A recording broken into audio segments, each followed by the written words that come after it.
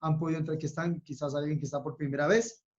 Quiero que sepamos que el propósito de Dios es que lo conozcamos. El propósito del Señor es que, dice el versículo, que seamos nuevas criaturas, ¿cierto? Que las cosas viejas las dejemos a un lado y que es necesario buscar a Dios para un día reunirnos con la eternidad. Ese es el propósito de Dios para nuestras vidas en la eternidad, ¿cierto? Que lo acompañemos, que le cantemos, que un día nos reunamos todos, ¿cierto? En Cristo.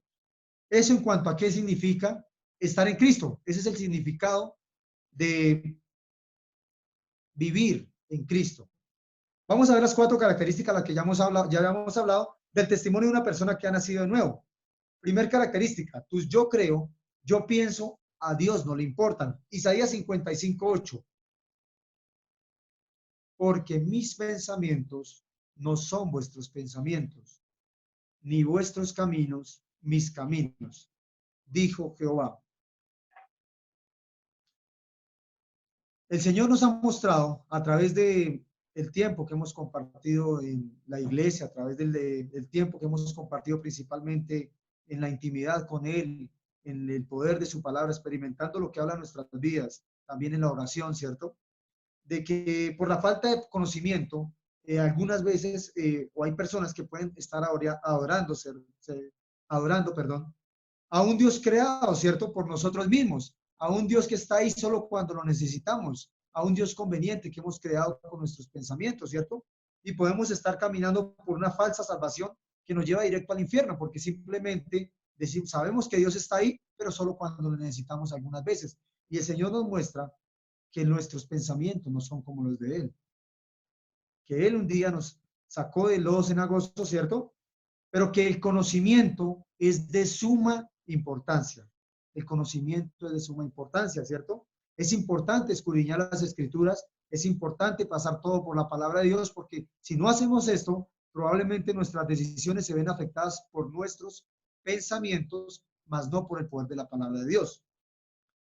Si no nos gusta leer, voy a decir una frase que es dura, pero es necesario. Si no nos gusta leer la Biblia, es mejor dejar la fe cristiana, porque sin conocimiento, lo único que hacemos es vivir bajo nuestros pensamientos. Dios nos dejó la Biblia, ¿cierto? Para conocerlo. Solo por medio de su palabra y por medio de la oración podemos tener comunión con Dios. Santiago 1:22 dice, pero sed hacedores de la palabra y no solamente oidores, engañándonos a nosotros mismos. La Biblia muestra, el Señor muestra, que cuando no somos hacedores, sino simplemente somos oidores, cuando hay desconocimiento bíblico, nos engañamos a nosotros mismos. Y cuando nos engañamos a nosotros mismos, eh, estamos viviendo una falsa salvación y probablemente nos esté guiando al lugar equivocado. Para poder conocer a Dios, para ser hacedores de la palabra, primero, ¿qué debemos hacer? Para ser hacedores de la palabra y conocer la palabra, debemos primero, ¿qué? Conocer la palabra. Si conozco la voluntad de Dios en la Biblia, puedo hacer la voluntad de Dios. Es coherente, ¿cierto? Pero si no conozco la palabra, si no estudio la palabra, si no oro a través de lo que me enseña la palabra, si no busco a Dios en la palabra, no puedo ser hacedor de la voluntad de Dios. Simplemente voy a ser hacedor de mis pensamientos, ¿cierto? Y me estoy engañando a mí mismo. Cuando más conozco la palabra, más sucio me veo, más lejos me veo de la santidad que debo tener y más me amonesta y más me invita a caminar con Cristo, ¿cierto? Cuando conocemos la Biblia, más sucio nos vemos en algún momento y la invitación que nos hace el Señor a través de ella es a caminar con Él. Por eso también es necesario conocer la palabra para saber cuando estamos pecando contra Dios. Cuando estamos tristes, el conocimiento de la palabra, ¿a qué nos lleva? A tener ¿qué? Convicción en Cristo. Y la falta de conocimiento lleva a las personas a estar tristes por algo que la Biblia nos lleva a estar seguros. La Biblia transmite, el Señor transmite seguridad a través de su palabra. Cuando hay alguna prueba, ¿cierto? La gente piensa mucho y muchas veces no sabe nada. Y por eso viven una fe a su manera, porque no conocen la verdad. Cuando yo leo la Biblia, me doy cuenta cuando estoy ofendiendo a Dios, ¿cierto? Si no leemos, podemos vivir ofendiendo a Dios con los yo creo, yo pienso, Señor, a mí me parece, esto debe ser así, las cosas deben ser a mi modo. Cuando no leemos la palabra de Dios, probablemente nuestras decisiones ofenden al Señor, ¿cierto? Entonces, por eso el título de la primera característica del nacido de nuevo dice, a Dios no le importa lo que creemos o lo que nos parece, sino lo que Él nos ha dicho. El conocimiento de la doctrina conduce a la santidad. El conocimiento de la escritura conduce a que vivamos una vida en santidad o una vida en constante búsqueda de ella, ¿cierto? Sin conocimiento no hay santidad. No podemos decir, agrado a Dios, hago la voluntad de Dios, pero no conozco la Biblia. Sería contradictorio. No tendría ningún sentido. La cultura en que vivimos, nada es pecado, ¿cierto? Hoy en día la cultura nos muestra que no es tan malo una noche de alcohol, una noche de vicios, una noche de desorden, ¿cierto? La cultura nos muestra de que un poquito de música mundana no cae tan mal de vez en cuando, no pasa nada, alejarnos de Dios de vez en cuando y ser intermitentes en la palabra. No, la sociedad nos ha mostrado eso, la cultura nos muestra eso y nos vuelve religiosos, la sociedad nos vuelve religiosos, nos vuelve a vivir bajo una costumbre. Hoy peco, mañana busco a Dios, entre semana hago mi voluntad, el fin de semana probablemente hago la voluntad de Dios. Tito 1:1 dice, Pablo, siervo de Dios y apóstol de Jesucristo, conforme a la fe de los escogidos de Dios y el conocimiento de la verdad, que es según la piedad. Dice, Pablo, siervo de Dios y apóstol de Jesucristo, conforme a la fe de los escogidos de Dios y el conocimiento de la verdad. ¿El conocimiento a qué conduce? A la verdad. Para que conozcamos al Dios de la palabra y no al que hemos creado, para que nuestra alma sea restaurada, para que confiemos en las promesas de Dios, ¿cierto? Para que crezcamos en santidad, para que a la hora que haya que tomar una decisión podamos decir, lo hago porque es bíblico o no hago, no actúo bajo ese pecado porque el Señor dice en su palabra que es pecado, ¿cierto? Para que no nos perdamos también por falta de conocimiento, para cumplir la gran comisión. Hay muchas características del por qué necesitamos conocer bien la palabra de Dios, ¿cierto? Para que cuando decidamos desde los principios bíblicos otorgados por el Señor en su palabra y no desde los principios mundanos otorgados por las generaciones antiguas que nos han venido muchas veces o en algunos casos arraigando bajo la cultura y no bajo el poder de la palabra de Dios. Entonces, primero, pues yo creo, yo pienso, al Señor no le importa. Lo que le importa a Dios es lo que Él ha mostrado en su palabra y si estamos haciendo su voluntad a través del conocimiento de su palabra. Segundo, tu testimonio vale más que tus palabras. Tu testimonio vale más que tus palabras. Segunda de Corintios 5:17 dice, de modo que si alguno está en Cristo, nueva criatura es, las cosas viejas pasaron, y aquí todas son hechas nuevas.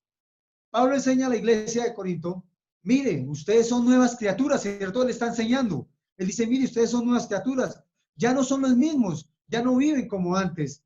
Cristo los salvó por su gracia. Dice que ha cambiado el corazón de piedra por uno de carne, ¿cierto? Que les ha dado el Espíritu de Dios.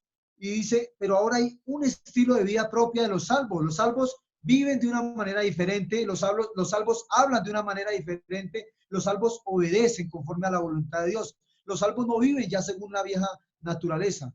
Los nacidos de nuevo viven conforme a la nueva naturaleza, la cual encontramos por medio del conocimiento de la palabra de Dios, ¿cierto? No importa que digamos que conocemos al Señor, no importa que digamos que hemos conocido a Jesús y que es nuestro Dios. Muchos en aquel día dirán, Señor, Señor, ¿cierto? No importa. Lo que importa verdaderamente es lo que dicen nuestros frutos. No importa el tiempo que llevemos en el Evangelio, importa cómo vivimos el Evangelio. Nuestros frutos hablan, más alto que nuestras palabras. Pablo nos habla de cómo debemos ser. Segunda de Corintios 3:2. Nuestras cartas sois vosotros. Nuestras cartas sois vosotros, escritas en nuestros corazones, conocidas y leídas por todos los hombres. Somos testimonio de Cristo, ¿cierto? Y debemos reflejar lo que Dios ha hecho en nosotros los creyentes, porque somos parte del plan de Dios. No podemos decirle a Dios, Señor, tú me conociste con esta palabrería, con la manera de hablar, con la manera de pensar, con la manera de expresarme. Yo voy a cambiar mi manera de hablar, voy a sujetarme a lo que dice tu palabra, pero sigo con mi carácter, no sigo con mi pronto con mi falta de humildad, cuando me dice, sigo con, pues Señor, te he aceptado, pero de vez en cuando me revuelco en el mundo y permito la música, por ejemplo, ¿cierto? Permito las malas conversaciones, permito el juzgar a otros. Esas cositas no las puedo cambiar, Señor. Algunas cosas sí, pero otras no. Nosotros no comprometemos a que el Señor se adapte a nuestro pecado. Nosotros nos adaptamos a la santidad de Dios y por ende dejamos todas aquellas cosas que nos impiden verlo de una manera más transparente, ¿cierto? ¿Por qué? Porque como creyentes somos parte del plan de Dios. Desde el momento en que tú y yo hemos aceptado a Cristo en nuestras vidas, tienes que comprender que Dios, que ahora eres parte del plan de Dios, y como eres parte del plan de Dios, vives haciendo la voluntad de Dios y haciendo las cosas que hacen crecer a las demás personas como parte del plan de Dios. Pablo siempre explica el porqué de las cosas, ¿cierto? Es muy interesante que siempre que habla también nos da un porqué. Romanos 14:7 dice, hermanos, ciertamente en el anhelo de mi corazón y mi oración a Dios por Israel es para salvación. Uno mira, perdón, Romanos 14:7, perdón. Porque ninguno de vosotros vive para sí y ninguno muere para sí. El objetivo principal de nuestras vidas, el objetivo principal de nuestras vidas ya no es la realización propia. Una vez que conocemos a Jesús y entendemos que ya no vivimos para nosotros, que vivimos para Él, ¿cierto? Dios, ¿te parece esto? Dios, ¿quieres esto? Dios, Señor, ¿estás de acuerdo con esto? Voy a mirar si lo que hago es acorde a tu voluntad. Siempre desde el momento en que conocemos al Señor, ya no actuamos bajo nuestra convicción o bajo nuestros pensamientos, sino bajo los pensamientos de Dios. Contar con Dios, con el Señor, en todas nuestras decisiones. Desde el momento en que aceptamos a Cristo, hemos decidido que vamos a empezar a contar con Él en todo, no en el 92%, sino que cada vez que no contamos con Él también, somos humildes para arrepentirnos y pedirle perdón, pero siempre hacemos lo posible, hacemos lo máximo para que en cada decisión que tomemos, esté Cristo en nuestras vidas, ¿cierto? La meta del discípulo es vivir una vida que exalte a su Señor. Esa es la meta del discípulo, ¿cierto? Hacer cosas que glorifiquen a Dios. Vivir de tal manera que Dios que sea exaltado, ¿cierto? Que nuestros compañeros de trabajo o nuestros vecinos miren y digan, ahí va un hombre, una mujer de Dios. Que cada vez que alguien mire nuestras vidas diga, ahí va un siervo de Dios. Que la familia, que alguien pueda decir, ahí va una familia que es creyente, ¿cierto? Que la gente diga, hay mucho cristiano hipócrita, ¿cierto? Pero yo conozco uno de verdad. Yo conozco uno de verdad, ¿cierto? Que si compartes con tu esposo o tu esposa, que probablemente no está en los pies del Señor, que tu testimonio refleje a Cristo en tu vida, que puedas también ganarlo con tu testimonio, ¿cierto? Que la gente que te vea enseñar, que te vea compartir, que te vea predicar la palabra de Dios, crea porque tu testimonio lo respalda. Que cuando a la hora de compartir la palabra de Dios, crea porque tu testimonio es de gran respaldo. Y que no nos pase como en algunos casos que compartimos, pero nuestro testimonio no respalda lo que estamos enseñando, ¿cierto? No vivimos así para que nos aplaudan, no vivimos así para que parezcamos mejores personas o mejores creyentes, sino para que, ¿qué? Para que Dios sea glorificado, para que Dios sea exaltado, para que la gente no tenga nada que reprocharle a Dios, cuando te mire a ti o cuando me mire a mí.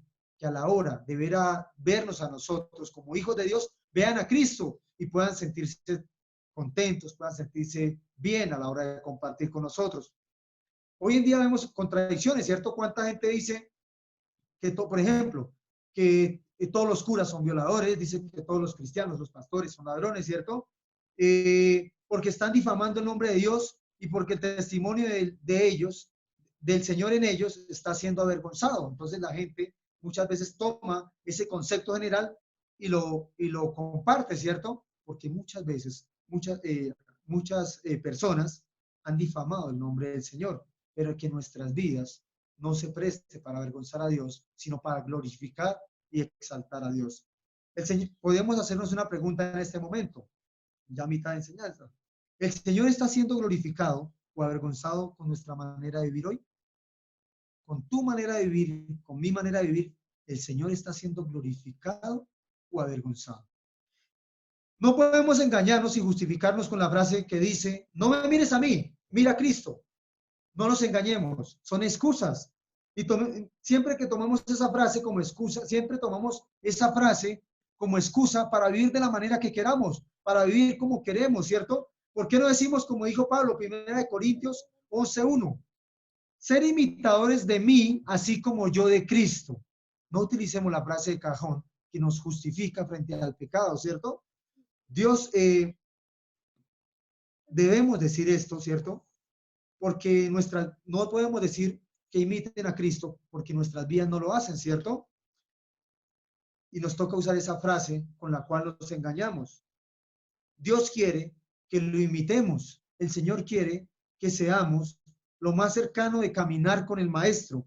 Que nuestro mayor deseo en la vida sea glorificar a Dios, amar a Dios. Que cuando se necesiten manos a la obra, digamos, heme aquí, envíame a mí. Que cuando se necesite el servicio de Dios, seamos los primeros en levantar la mano, que cuando se necesite dar testimonio de Cristo, que cuando una persona esté creciendo en el Señor, míralo a Él también, porque sigue a Cristo. No importa el que dirán, no importa el precio a pagar, lo que importa es que ya no vivo para mí, sino vivo para Cristo, ¿cierto?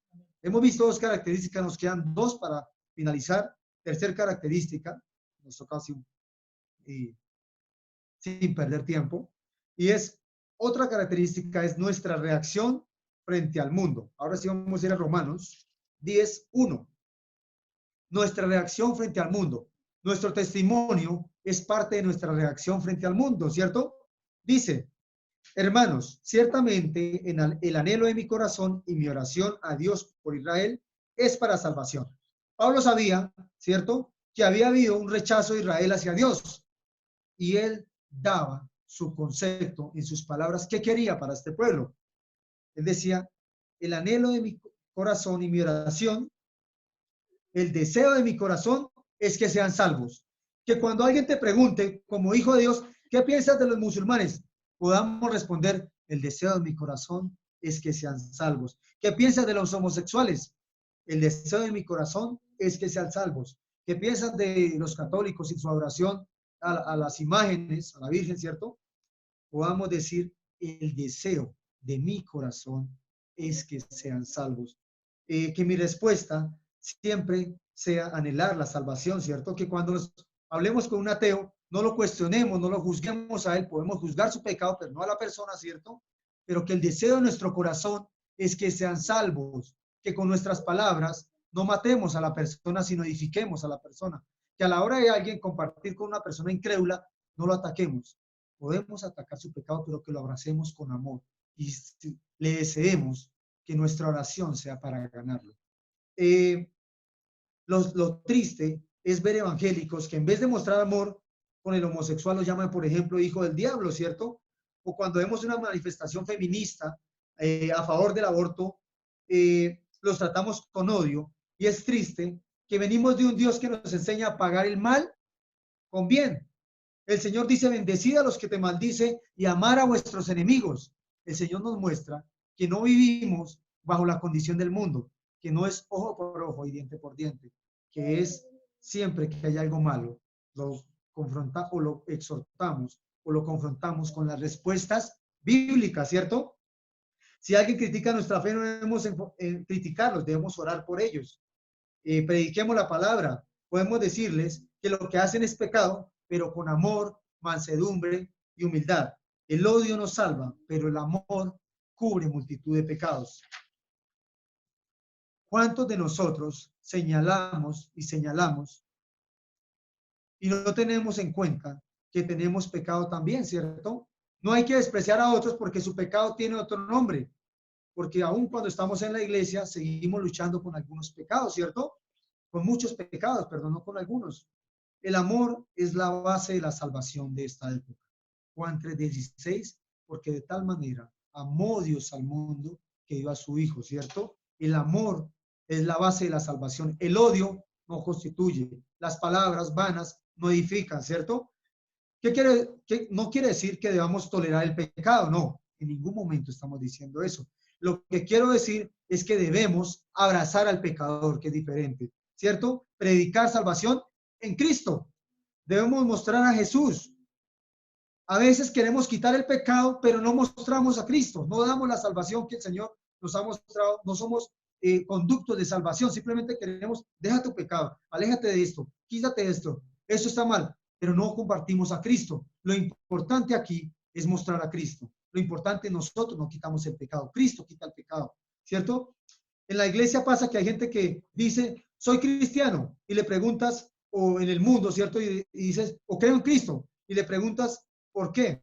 Y responde, porque ya no bebo, ya no fumo, ya no tomo, ya no salgo de fiesta, y eso no es ser cristiano.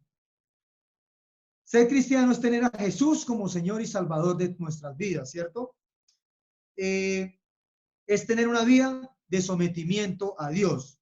Ser cristiano no es quitarte cuatro normas las quita el médico a los 60 años, a los 65 años. Dice, el médico le dice, mira, a su edad ya no es bueno que beba, a su edad ya no es bueno que fume, a su edad ya no es bueno que se trasnoche tanto, porque los años van pasando y van pasando cobra. Entonces el médico te volvió cristiano. Y no se trata de eso. Ser cristiano es que podamos cumplir a Dios, ¿cierto? La mayoría de iglesias cree que está bien con Dios porque ha cumplido algunas normas, ¿cierto? Y si Jesús llegara aquí y nos dijera a algunos, sí, has cumplido algunas normas, pero es necesario nacer de nuevo. El hecho de que cumplamos ciertas normas no quiere decir que seamos cristianos. Somos cristianos porque Dios, porque hemos aceptado al Señor en nuestro corazón y la reacción de aceptar a Cristo es un cambio, una transformación en nuestra manera de vivir. Que si algo era malo, ahora no lo admito. Que si algo estaba mal, ahora no está, de pronto no admito el 20%. Ahora no lo admito porque el principio bíblico me dice que está mal y que es pecado y que deshonro a Dios y que avergüenzo al Señor con ese pecado, ¿cierto? Cuarto, para finalizar, hay un precio que pagar. Con esta cuarto punto finalizamos. Mateo 16, 24 al 26. Entonces Jesús les dijo a sus discípulos, si alguno quiere venir en pos de mí, niéguese a sí mismo y tome su cruz y sígame, porque todo lo que él quiere, porque todo el que quiera salvar su vida la perderá, y todo el que pierda su vida por causa de mí la hallará. El 26 dice, porque ¿qué aprovechar al hombre si ganara todo el mundo y perdiere su alma? ¿O qué recompensa dará el hombre por su alma? Hoy en día vemos personas que se desviaron de la verdad, ¿cierto? Conocemos muchas personas que se han desviado. ¿Por qué? ¿Por qué pasa esto? Porque no les presentaron bien lo que significa seguir a Jesús. Y no es que se desviaron, es que nunca llegaron a ser discípulos realmente. Hoy vivimos tiempos duros, tiempos difíciles, ¿cierto? Donde seguir a Jesús es algo sin importancia, donde se ha presentado a Jesús de una manera conveniente, quien va a solucionar nuestros problemas, quien va a sanar nuestras heridas, nuestras enfermedades, como alguien que no nos va a dejar pasar hambre, como alguien que va a solucionar nuestro matrimonio, ¿cierto? Así se va a presentar Jesús. Por eso la gente da un paso adelante cuando se ofrece a Jesús como una solución a nuestros problemas y corren a buscar a Jesús, ¿cierto? Y a la mitad del camino siguen los problemas. Y es cuando muchos desisten. Cuando seguimos a Jesús, no hacemos un trato de yo te sigo y tú solucionas mi vida. Ese no es el trato. Cuando seguimos a Jesús, el Evangelio muestra que seguimos a Cristo y decidimos perder nuestra vida para ganar la eternidad. Esa es la característica de seguir a Cristo. El Evangelio de hoy dice que Dios te quiere hacer millonario y Jesús enseñó que es más fácil que un camello entre por el ojo de una aguja, ¿cierto? Que un rico entre por el reino de los cielos. El Evangelio de hoy te dice conquista. Cristo te dice despréndete, renuncia. El Evangelio de hoy te dice gana. Jesús te dice pierde. El Evangelio de hoy te dice crece. ¿Cierto? Juan el Bautista te dice que es necesario menguar. El Evangelio de hoy te dice todo lo contrario a lo que Jesús enseñó. Y hemos presentado a un Jesús, a un Dios bombero, ¿cierto? Pero cuando la gente choca con esa realidad de que no es un Dios bombero, de que es un Dios que está ahí, que Dios es bueno cuando las cosas van mal, pero que Dios también es bueno cuando las cosas van bien, cuando se estrellan con esa realidad simplemente se alejan, ¿cierto? Y probablemente se dan cuenta de dos cosas. Uno, que han tomado una mala decisión y lo dejan. O dos, se dan cuenta a la mitad del camino que creían que eran cristianos, pero no lo son, ¿cierto? Lo que Jesús quiere enseñar es que en esta vida todo tiene un precio y que antes de tomar cualquier decisión hay que calcular los costos de esa decisión. Porque Jesús dice, antes de seguirme, quiero que sepan lo que cuesta seguirme, ¿cierto? Cada vez que alguien da un paso, cada vez que alguien da un paso con Jesús, Jesús le decía, calcula el costo. Una vez que tomemos una vez que tome la decisión de seguirme, ya no hay vuelta atrás. Por eso, antes de seguirme, calcula el costo. Para Jesús el concepto de cristiano desviado no existe. Lucas 14:26 dice, si alguno quiere venir a mí y no aborrece a su padre, a su madre y a su mujer, hermanos e hijas, y aún también su propia vida, no puede ser mi discípulo. Lo primero que Jesús dice es que para ser su discípulo debemos tener un cambio de prioridades. Cuando uno lee esta cita, aparentemente vemos que Jesús viene a romper familias, pero Jesús nunca va a enseñar esto, ¿cierto? Dios ama a las familias. Jesús no enseña que aborrezcamos a nuestros padres. La Biblia enseña que debemos honrarlos. Jesús no enseña que aborrezcamos a nuestra esposa. La misma Biblia enseña que debemos amarla como Cristo ama a la iglesia. Lo que Jesús enseña aquí es que nuestra familia ya no puede ser lo primero, que nuestros hijos ya no son lo primero, ¿cierto? Que nosotros ya no somos lo primero, que el costo de seguir a Cristo es que Él sea lo primero en nuestras vidas, ¿cierto? Mateo 22:37 dice, Jesús le dijo, amarás al Señor tu Dios con todo tu corazón y con toda tu alma y con toda tu mente. Si Dios dice que no debemos dejar de congregarnos, que no debemos dejar de buscarlo, ¿cierto? Que cuando hacemos esto es porque nuestros pensamientos están por encima de sus pensamientos. Cuando hacemos la voluntad, no, lo que no es la voluntad de Dios, le decimos al Señor, mis pensamientos son más importantes que los tuyos, ¿cierto? Entonces, Dios dice que no, muchos apóstoles, perdón, murieron por la causa de Cristo, ¿cierto? ¿Por qué? Porque ellos lo pusieron en el lugar donde debía estar, en el primer lugar. En el Coliseo de Roma muchos murieron por causa de Jesús, porque estaba en el lugar correcto de sus vidas, en el primer lugar, ¿cierto? Y a veces nos cuesta congregarnos y estamos tristes o cansados. ¿Crees que morirías por Cristo? Si a veces te cuesta orar, nos cuesta congregarnos, ¿crees que darías tu vida por Cristo? ¿Qué pasa si nos lanzaran hoy al pozo de los leones y nos dijeran, niegas a Cristo y te salvas o no lo niegas y mueres? ¿Cuántos estarían vivos, cierto? ¿Cuántos podríamos estar viviendo una falsa salvación? Para terminar, preguntémonos algunas dos características de la manera de vivir un creyente. ¿Estás dispuesto a poner a Dios en primer lugar por encima de todo? ¿Abandonarías tu orgullo para humillarte y perdonar? Pondrías, la otra mejilla, amarías a tus enemigos, bendecirías a los que te maldices y así complacerías a Dios. ¿Serías capaz de renunciar a tus proyectos de vida si supieras que Dios ha diseñado un plan diferente para ti sin reclamar y murmurar?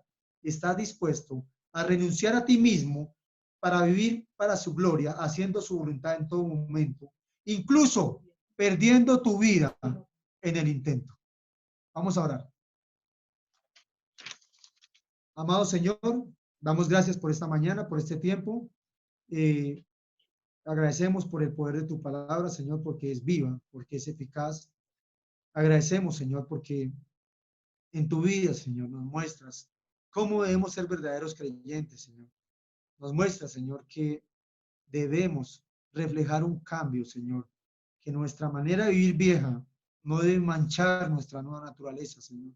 Que si hemos nacido de nuevo, Señor, no debemos aferrarnos a cosas del mundo, Señor.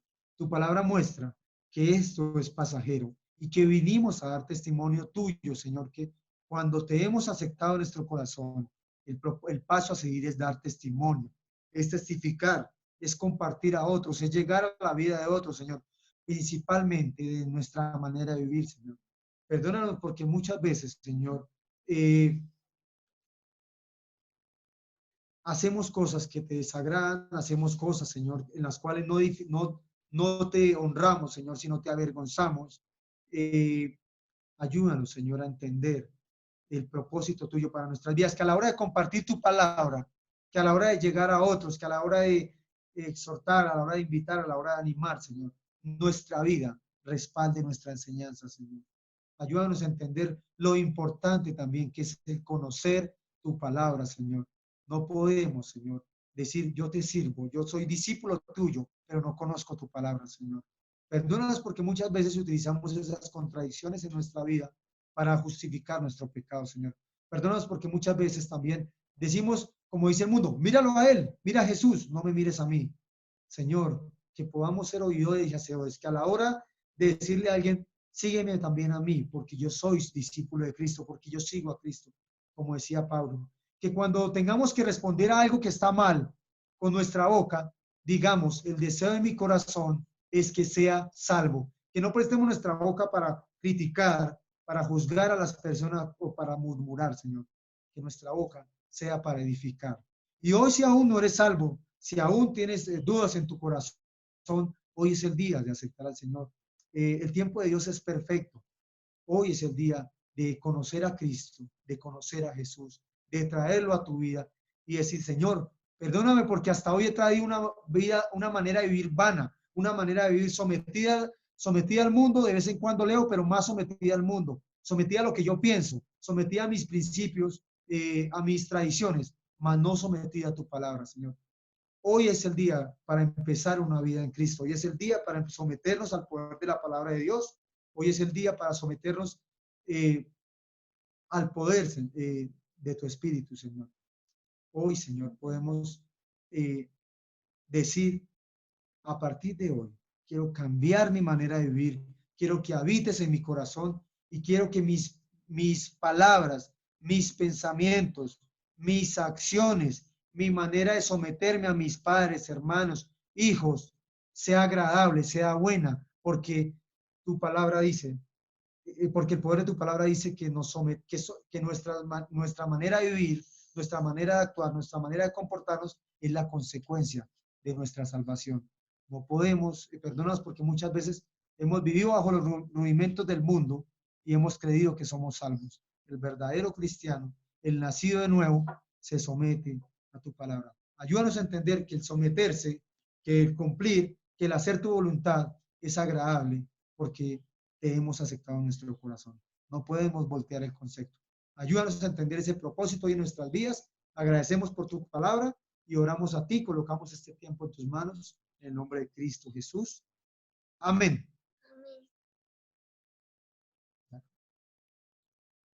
El que no toma su cruz, el que no toma su cruz, perdón, el que toma su cruz y me sigue, el que no toma su cruz, perdón, y me sigue, no es digno de mí. El que pierda su vida por mí, la encontrará. Muchas gracias, hermanos. Es un placer haber estado esta mañana con ustedes. Pastor. Muy bien. Gracias, hijo. Que Dios te bendiga. Que Dios bendiga a tu familia.